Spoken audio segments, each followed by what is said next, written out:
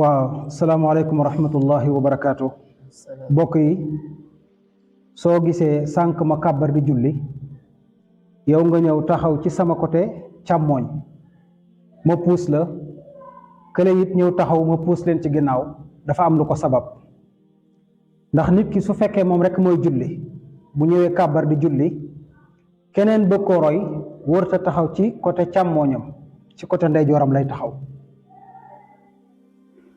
keneen su ñëwee bëgg a àndaat ak ñoom moom it bu mu continuer sàppe si waaye nañu taxaw arrière ci gannaaw imam bi jiitu suñ metee ñett rek imam bi day jiitu waaye buñ metee ñett ëpp kaw rek imam day jiitu ñett des nekk ci gannaaw waaye suñ dee imam ak kenn dañuy tolloo ñoom ñaar.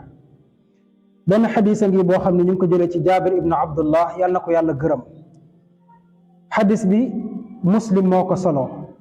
Jaabir ibnu Abdullah mu ni benn bis yonent bi alayhi salaatu wassalaam dafa ñëw taxaw di julli.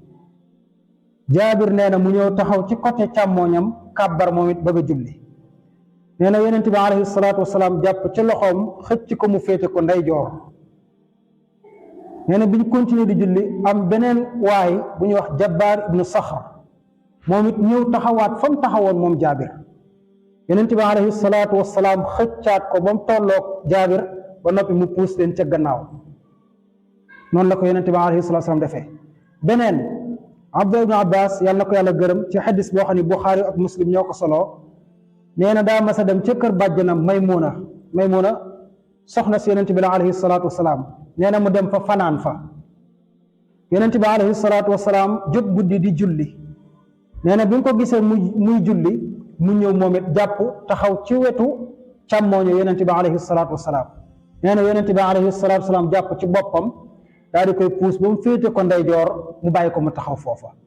loolu moo tax ma defee ko noonu waaye kon imaam dong su doon julli moom mën naa taxaw fu mu ko neex waaye su fekkee dafa am keneen ku ñëw ci wetam na taxaw ci côté ndeyjooram bu taxawee feneen na ko imaam xëcc mu féete ko ndeyjoor. suñ matee ñaari ma'muum imaam bi na puus ci kanam tuuti ñaari jéego su fekkee am na espace bi su ko amul ñaar ñee nañu arrière bàyyi imaam jiitu. loolu moom mooy li nga xam ne mooy sunna ci wàllu woowu. loolu moo tax ma def ko. bu doon jigéen moo ñëw taxaw nag. maanaam jigéen ñëw war a bokk ci julli gi.